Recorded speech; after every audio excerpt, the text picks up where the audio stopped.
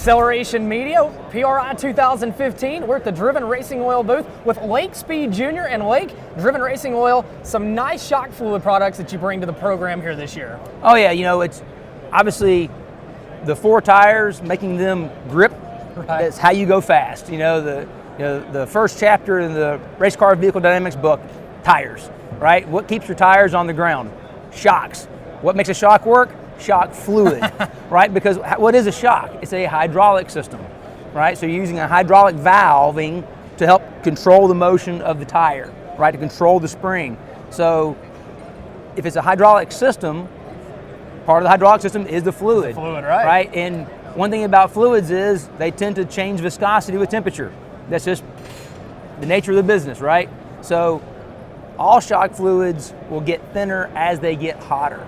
So what happens is in a shock, as the fluid gets thinner, the bleed starts to increase, right? And you lose some of the dampening force, right? Which isn't always a bad thing, but how you control that's really critical.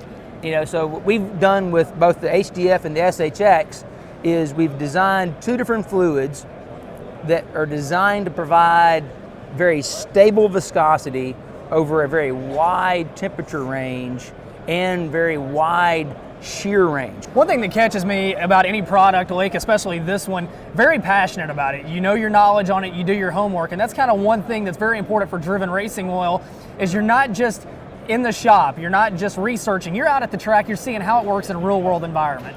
Yeah, and I probably have to just give that credit to my dad. I grew up, son of a NASCAR driver, grew up around the shop. So you learn to say, okay, hey, try these things out, and you learn how to test things to find what works and what doesn't.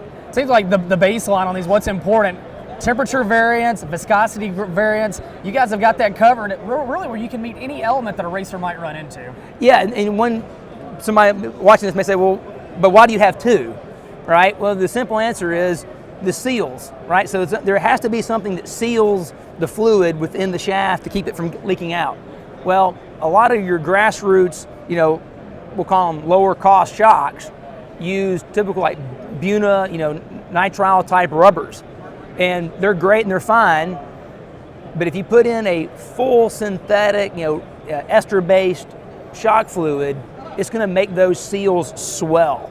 And what happens is now as those seals begin to swell, you get a lot of drag on the shaft. So now you're gonna get what they call a stick slip, where you have so much drag that the shaft moves, then it grabs and it moves and it grabs. Well, that's not good for grip. Not a good situation at all. No.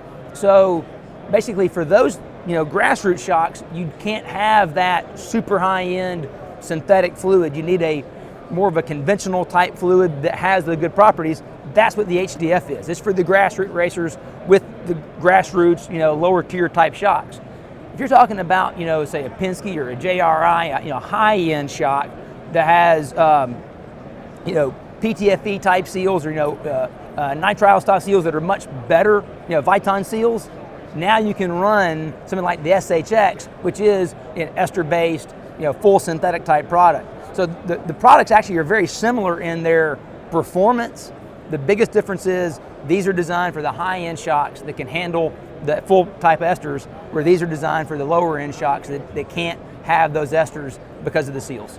Fantastic information. If somebody wants more, where can they find this information online? DrivenRacingOil.com. Everything's there. There you have it. Driven Racing Oil booth 2015 PRI Acceleration Media.